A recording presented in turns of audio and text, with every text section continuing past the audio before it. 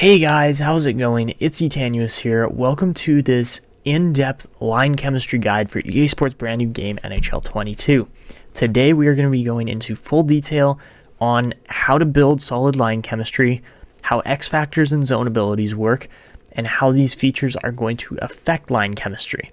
So if you stick around till the end, I do have a little added bonus that, some people probably haven't even noticed yet.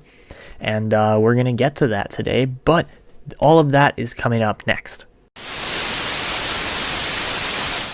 And if you guys do enjoy this video, make sure to go down below, drop a like on the video, subscribe to the channel if you're new, and hit the notification bell to never miss these uploads. And also feel free to leave comments down in the comment box below if you have any questions at all regarding line chemistry in NHL 22. So we're not really going to go with a step-by-step guide in today's video, but I'm going to hit all the points that actually matter for line chemistry. So as you can see, we're managing the Edmonton Oilers. No question about this, that they're a good team and they have some pieces to build around. So that's going to be my first kind of tip for you guys, is when you have top end players, talents, prospects, whoever it is, whether it be McDavid and Draisaitl, or if it's somebody more along the lines of a young player who's starting to come up through the system, say they're maybe an 81 overall, have hit your fourth line, and you're like, okay, I want to build around this guy for the future. Make sure that you are looking to actually put these guys in the right position, find a coach that fits with their chemistry fit so that they can play on your top lines in the future. That would be my recommendation. So the core that we're building around in Edmonton is without a doubt guys like, Draisaitl, McDavid, and you can see they do fit quite nicely together when you put, Puljujarvi beside Draisaitl, McDavid. The only problem with this, unfortunately, is that the rest of the lines don't get chemistry, and that's kind of how the Oilers have been as a team overall. But we are going to get this fixed. I would say it's probably worth it to keep McDavid and Draisaitl together, but now that we kind of have those guys picked out, as well as Darnell Nurse is going to be a guy, so our coach is playing a balanced and shoot system. That's probably a very solid system to hold on to and play with, moving forward based on Darnell Nurse's fit. And you can see a guy like Evan Bouchard fits quite nicely too. So we're looking for more pinch and shoot defensemen rather than pinch and cycle, or even balanced, like double balance, like Clefbaum is. But yeah, you can see guys even like Soderstrom don't particularly fit very well. Obviously, we're a season and a bit in. Some trades have been made with this team, as you can see. We have guys like Kubalik, Lawton, Stahl, players that aren't, on the Oilers to start with, even Kakinen.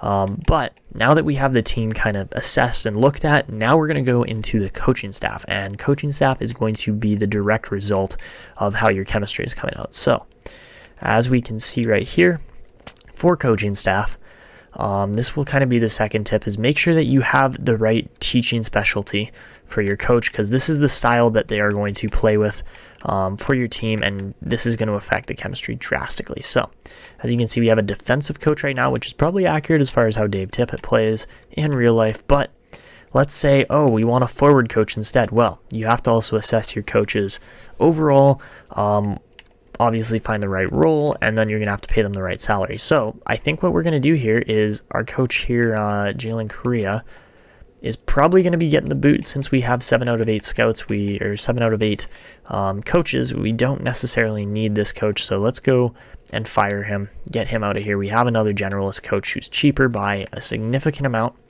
And now, we can look at Jonathan Dexter, and when we scroll down, we can see his scheme fit and how his team actually fits. So you can see which players fit nicely, and guys like Nurse and McDavid, and even Draisaitl, Hopkins, those guys fit fairly well with this system. There are certain players that don't, but we can look to improve that as we mess around with the lines a bit more and the chemistry and everything. I think we fit the lines fairly well, but there are some players that should get moved out of here, such as Devin Shore and Victor Soderstrom. And, even guys like, who else is low? Clefbaum's pretty low there. Yamamoto's not great. Puljujarvi's not great. But, again, we could improve that still. And then you can actually see what styles they're playing here when you go down to the line and strategy fits. So the balance shoot's good. The hold line makes no sense, unfortunately. So we'll have to try and fix that based on the defense. You can see how they play. And this is just scrolling up and down with the bumpers. So scheme fit's going to be the most important thing. The strategies are going to tell you how they're playing, and then the statistics obviously just let you know what the coach is doing. And overall, you can see, this B+ or B rated defensive style coach in Dexter is pretty good defensive coach. But let's say we're looking to play more of let's say a pinch and shoot style. Sorry, I don't know why I backed out of there.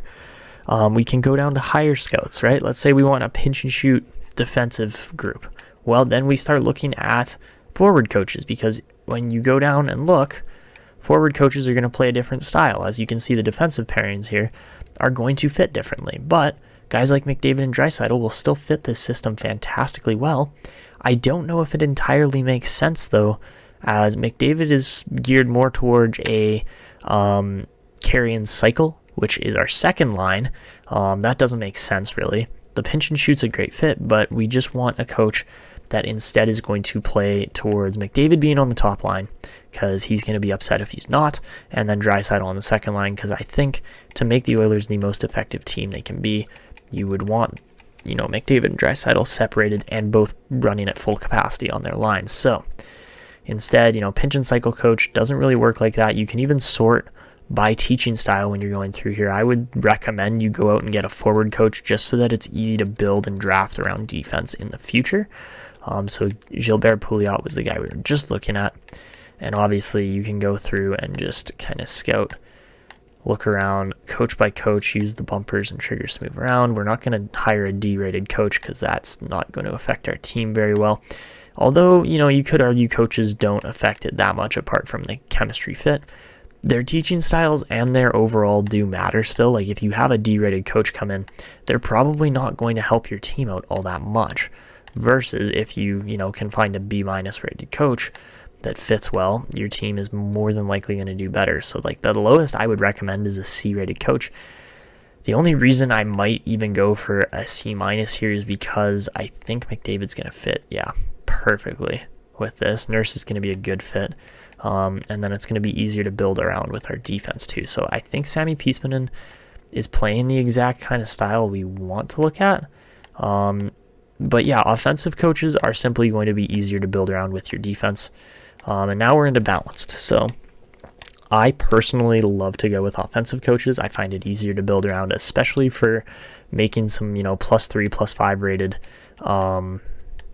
lines and things like that, especially on the defense. And the pairings, the defensive pairings are crazy. So if you can, more so just find a coach that fits well offensively, and then you have some forwards such as like McDavid and Draisaitl and so on who are probably going to be sticking around long term on your team. Well, then it makes sense to go after a coach of this style. If you're looking to build around a massive forward core for the future, and you already have good defense, or like you're willing, that was bad English. Okay, if you are willing to build around a team that has a good defensive core in place already, but has a young, high potential, high potency forward core, well then maybe look to fit your team to that more. But I would recommend on most occasions build with an offensive style coach. All right, so we get Sammy Piespanen in there, and that's really good. So now we're going to start getting into a summary of X factors and zone abilities and how these things affect the lines. But before we even go into that, I've heard some opinions that X factor zone abilities are going to make or break your lineup in franchise mode. No, they're not. The way that you're going to build a strong, solid lineup is by actually going out, getting the coach that fits your team and the majority of your players, putting them in, and then that's the thing is line chemistry and scheme fit are still the most important factors this year. As much as you want to hear that, X factors are better, they're not. They unfortunately just do not make that ridiculous of a difference. They allow for you to instead go in and, maybe make a +5 line with a two-way forward this year when you couldn't last year or 2 years ago in NHL. Now, it's a little different because, yes, X factors and zone abilities do play a role, but how did I get into trade? Anyways, they are not the most important factor. That's how I'm going to describe this. So, let's go to edit lines, and So you can see the lineup just immediately improved. It wasn't a huge difference, but now you can see guys like McDavid fit fantastically well in the lineup. Jesse Puljujarvi is a perfect second line fit. So let's put him with Draisaitl, right? Boom. +2 chemistries all over the board now. Simply because we've fitted the team a little bit better to, this coach. So let's see. Hopkins is not a great fit throughout, honestly, but look at that. Hopkins, Draisaitl, Puljujarvi. There you go. There's a fantastic +5 line with 2 players with X factor abilities, which allows Nugent Hopkins, being a two-way forward, allows for the +5 chemistry still, right? And third eye and tape to tape, as you can see over to the right of the screen on X factor chemistry line contributors, will allow for, that extra little boost of chemistry. So Kubalik, unfortunately, is not going to be a great fit here with this team. So I think the guy who actually is going to fit, is Warren Foegele. So let's go Foegele, McDavid, and, well, we do actually need another sniper. So, yes, player types still matter. Just not exactly the same as last year. But you can see power forward, sniper, two-way forward, could be a playmaker there instead. Maybe a guy like Kyler Yamamoto does fit better, but we probably need a sniper over a guy like Warren Foegele in this lineup when you look at it in the long run. So definitely some players that need to be adjusted here still, as the lineup's not fantastic yet. Let's see, a guy like Morgan Frost is a fairly decent third line fit. I'd say he probably fits better than Scott Laughton. I might be wrong on that, but we can move Laughton down. And Shore and Archibald are not very well fitted for this lineup, so you can go like that. Switch Archibald out for a guy like Frost, maybe. How's Perlini looking? Perlini is without a doubt a first-line fit. But my real question about that is he actually going to be able to play at McDavid's speed? Like, I personally don't think so, but if we switch that case, we're getting some chemistry now. Again, you do have to play around with this a bit, but, maybe Foegele doesn't fit. What about Perlini? Is he going to make a big enough of an impact? Yeah, he gives a +2 on chemistry pretty much immediately, so that's an improvement. And then if we wanted to switch out a guy like Yamamoto, say I wanted to put Yamamoto down there, it doesn't actually improve the chemistry as much, so that's interesting. But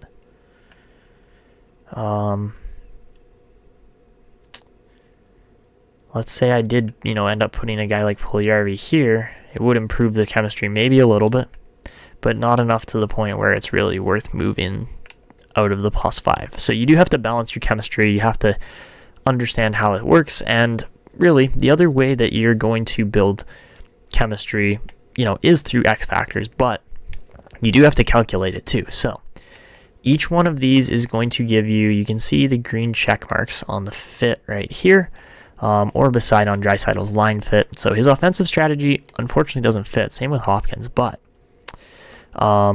when you look at this, you can kind of start to assess this as far as a green is going to count as a +1, a yellow is going to count as a 0, and a red is going to count as a -1. So to add up all of your players, you have 15 potential, you have 15 potential add-ons +3 if all 3 players have X factors activated. But that's not always the case. So the X factors can add a +1, but if they're the same, then they just kind of cancel each other out. So for a total of +5, you have to get, I believe it's 13. It might be 11 total greens, or you have to get a total score of 11 points towards your line to get a +5. So if we start adding this up, let's see, we've got 1, 2, but that's a -1 on Hopkins with the red. The yellows don't matter if they're zeros, right?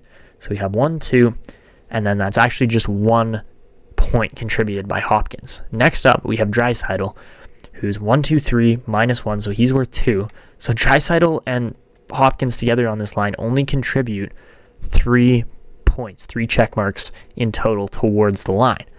Puljujarvi adds a total of 5. There's no negatives at all.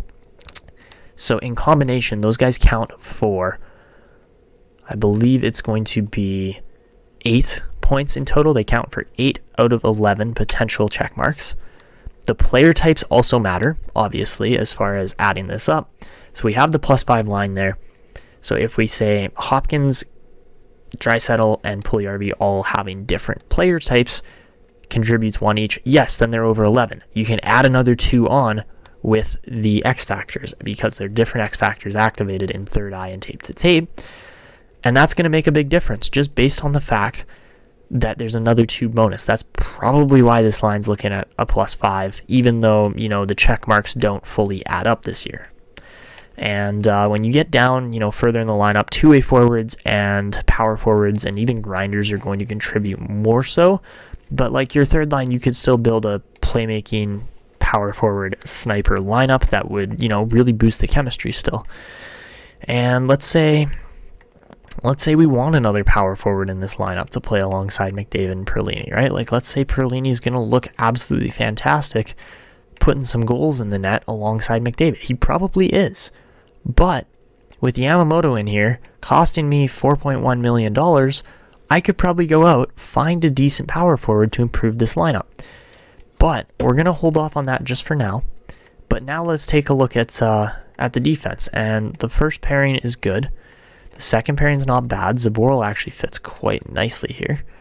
But Clefbaum's somebody who could potentially be exchanged here. Okay, you move one thing around, all of a sudden a guy like Soderstrom looks way better now. He's actually, you know, fitting this lineup a bit better. And you can play around with it. You know, sometimes you're still going to need X factors as well as perfect line fits to actually get a +5 with a 2-way defenseman this year. Offensive, defensive will fit nicely. That's usually a good strategy to build around, is to kind of counteract what your defense plays. But if you have a 2-way defenseman like Nurse who fits pretty well, then go out, get another guy that fits your lineup well, and try to get X factors. That's about the only way you're going to be able to boost chemistry past a +2, +3, up to a +5 with 2-way defensemen this year. And goalies, you know, they will contribute X factor line chemistry, as I'm going to show you here. We'll cut to, I believe it's like the all-time Legends team. The all-time Legends team, yes, they have some fantastic abilities, but the X factor line chemistry contributors can actually counteract each other too if the chemistry isn't good enough or doesn't fit well enough or things like that. So you do have to play around with it and be careful that you're not counteracting yourself with too many X factors. So now that that's all done, let's say, okay, I want to go out. I want to go and get, I don't know, let's say I'm looking for a power forward for the first line. Let's go to player search. Let's look up first line power forwards in the NHL, right? All positions forward. We're looking for a first line power forward, okay? What are the best available in the league? It's going to be, okay, only 2 guys apparently, and they're both around the $7 million price tag. It's not great, but a Matthew Tkachuk would be a fantastic fit, but at the same time, why would we ever make that trade? Well, because that would be really funny to watch, first off. I would absolutely laugh at all the Edmonton and Calgary fans' reactions if I made that trade, but let's see. Okay, guy like Brady Tkachuk, he's $8 million, isn't he? Oh, they've paid him less. Okay, he's got wheels. Interesting. But he only fits the bottom 6 forwards, so that's probably not the best player to go out and get. Evander Kane, potential top 6. Okay, Nick Ritchie. I like what I'm seeing with Nick Ritchie. We could potentially go out and get him. Okay, so let's trade for asset, right? I think Ritchie could be a good fit. He's a cheap price point. And, well, I think we could probably offer Yamamoto straight up in exchange, and Toronto would be over the cap, because why would Toronto be under the cap? Okay, now into the money, actual money side of things. We got to take on a little bit more. I mean, don't get me wrong, Timothy Liljegren would be a nice fit, but he doesn't actually fit. So, how about Erasmus Sandin? What if we traded Sandin for like Clefbaum and then tried to, take on another kind of not so great contract and like, yeah, let's say Justin Hall, right? Okay, so in total, that's about $7 million. Okay, now Edmonton would be over the cap. No question about that. But if we send Oscar Klefbom the other way in this deal, it looks better, but it's still not perfect because of the money. So let's throw 2 firsts at this deal just for the sake of the video to make this work. Obviously, you know, I wouldn't really be trying to do this in real life. I'm sure Toronto would not mind this trade at all. Even just 1 first. Rejected. Okay. Let's go instead of a yeah, let's throw a second in there too. See if that's enough. And it's not. Okay. Cool. 1 more first and this should go. Come on. Come on, Toronto. Stop being so annoying. I'm trying to make a video here. Okay. They don't like it. That's okay. We will instead offer something more valuable than a first round pick. Rookie skaters. Let's say Von Arx, okay? Just for the sake of it. If you didn't watch my scouting tutorial, it should be up in the top corner of the video if it's not already, but, you know, we got Von Arx through that. You know, probably a good piece to hold on to for the future, but screw it. We're doing this for video's sake. How are you not accepting this, Toronto Maple Leafs? You are disgusting. Okay. God, that's annoying when it's like, okay, I'm very obviously losing this trade at this point. Please accept it before I decline my offer. Like, geez, okay. Anyways, we'll take that trade. Let's see the assistant GM's best roster now. We get Sandin, we get Ritchie, we get a couple guys that are going to make a difference in the lineup. Edmonton is all over the place chemistry-wise now, based on the team chemistry, but that's not too much of an issue based on the fact that, you know, now, okay, oh my goodness, you messed up my line so hard. Okay, there's a +5. Now we have Ritchie, who doesn't actually improve the lineup all that much, but if we switch this around a little bit more, it should look better. Frost could potentially fit up here, maybe not. Nope, he does not. That's his negative. Okay. Scott Lawton, does he fit down on the bottom line? He's not great. Okay. But having Ritchie as a power forward should help out the lineup. And yeah, +2 just like that, and we didn't even scout him well. So as you can see now, looking at the defense, it's improved fairly significantly, actually. It's not too bad. And we can get a guy, you know, whether it be Soderstrom, Hall, there's definitely guys in here that fit the team better now. And because of this, well, you know, pinch and cycle Soderstrom isn't actually a great fit, but it is improved. And Sandin and guys like that do just simply look better based on what we can play. And honestly, this Edmonton team looks like they could crush some other teams now, but the forwards are, you know, a little bit questionable. McDavid's line isn't the best out there by any means, and I'm sure we could improve it by putting a guy like Draisaitl or Hopkins or somebody else up there. But that's not always the best move. I would recommend you balance your lineup, and, well, going into X factors a bit more, let's start to differentiate X factors and zone abilities. So, when we go and look into things like special teams, zone abilities are going to be active on screen. You're going to be able to see them, like when McDavid's got wheels and he just burns by a guy. You're going to see the wheels indicator activated because McDavid is in full hustle mode and he's going around the guy. No question, right? Look at this great, wow. That's a great looking power play. Everybody except for Puljujärvi has an X Factor activated. The second unit, not so great, honestly. So, even if we switched, we know Puljujärvi is not a good fit. Never mind. Okay. You can start to tinker around with your chemistry on the power plays and things like such. Get better play styles like playmakers, snipers, power forwards, and offensive defensemen. Those are the kind of players that you're going to want to put into your lineup if you have the option and ability to.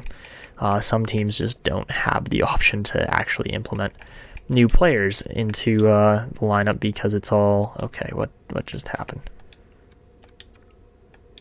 Why did that happen? I just wanted to, yes, substitute, put him in. Okay,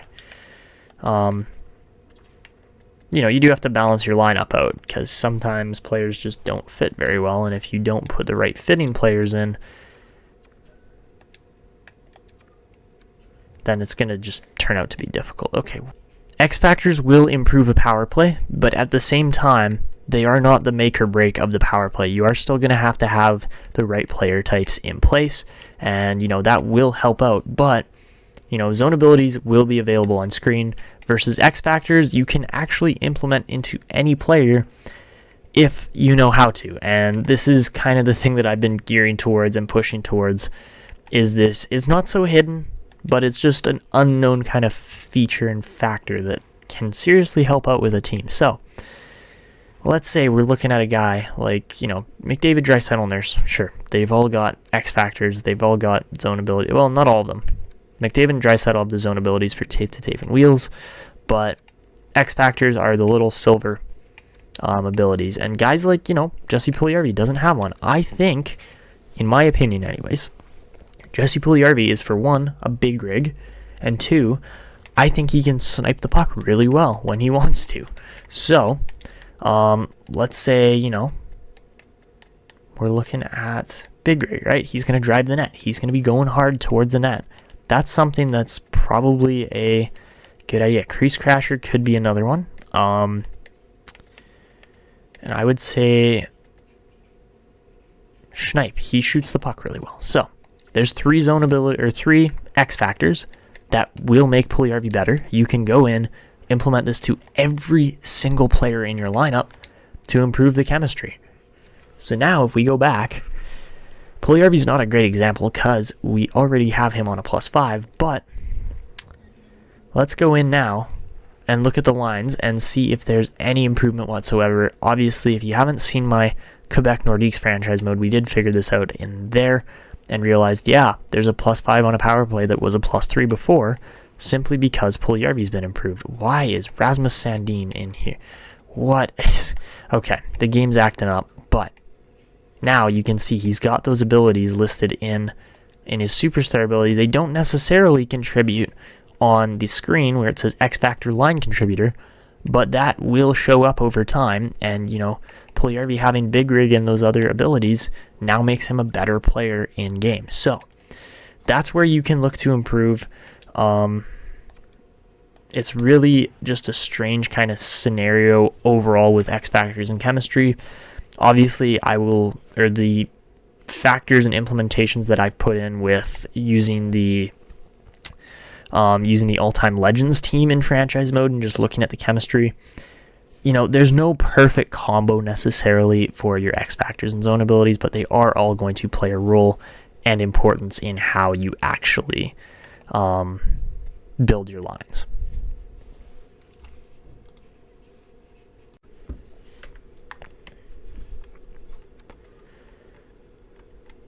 Alright, so guys, looking through on what is now the all-time legends team, or all-stars, or whatever you want to call them, they're the best players of all time on this team, all on one team. And, well, even though you can see, you know, there are a bunch of X-Factor zone abilities on all of these players, not all the lines have +5 or even +3 chemistry because of the way the lineup's set up. So, don't get me wrong, I think if we change the lineup management a bit from defensive to something else, it would fit better, but this is just an example. So, as you can see, the player types still line up here. We got a sniper, playmaker, power forward with Gordie Howe, Gretzky, and Lemieux. And they all have, well, actually, they don't all have different X factors.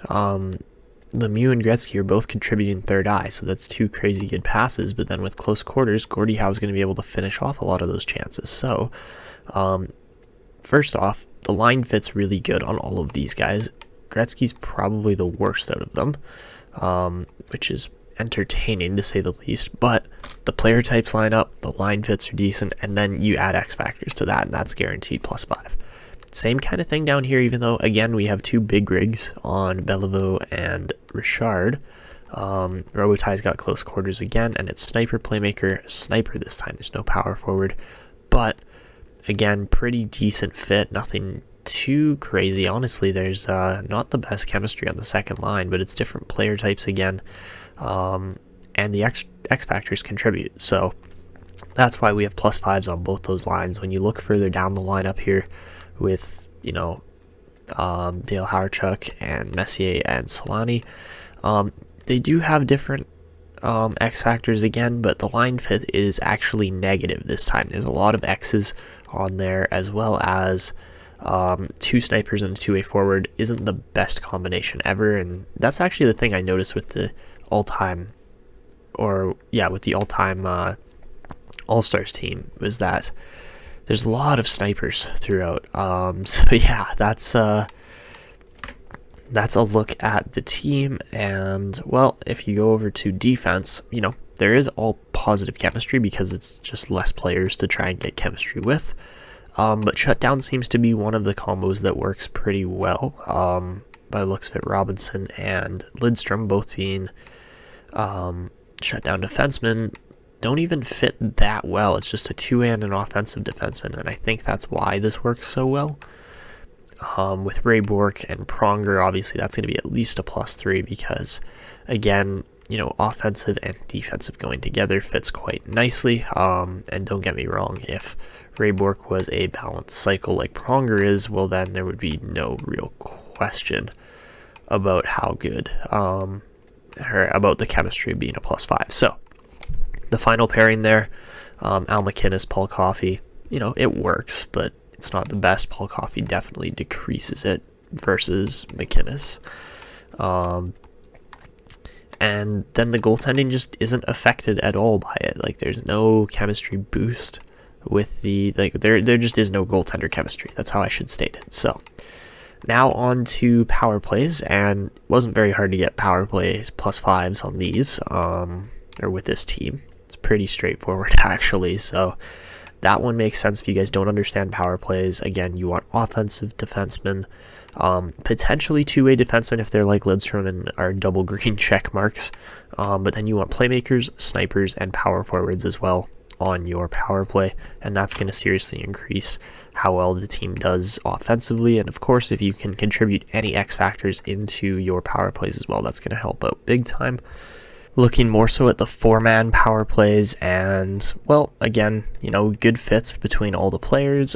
X factors on all of them obviously helps. Like, if you look at our Oilers team, there's just a lot less chemistry and boost here, but it's still pretty solid. And you can see Gordie Howe contributes total eclipse on this one, so different chemistry can be implemented from special team to regular lines and stuff like that, and it's very interesting to see. Like, no contest on Gordie Howe. He's all over the place with his X Factor contributors, which is really cool to see. And the 3-man PK, not the greatest, but that's okay, because this team's specialty isn't really killing off penalties. They're not the all-time grinders or anything, or all-time grit team, but you can see we still have a -1 on the bottom because there's just bad line fit, and not the greatest combination of player types. So that's, you still have to factor in all of those things into building your team and building really good line chemistry further down the road as you play more franchise mode. So anyways, guys, that's where we're going to wrap this video up. If you enjoyed, make sure to go down below, drop a like on the video, subscribe to the channel if you're new, and hit the notification bell to never miss these uploads. And of course, if you have any questions at all, leave them in the comments below, and I will try to get back to you as soon as possible. I'll make sure to respond to every single comment eventually. But that's it for me, and until next time.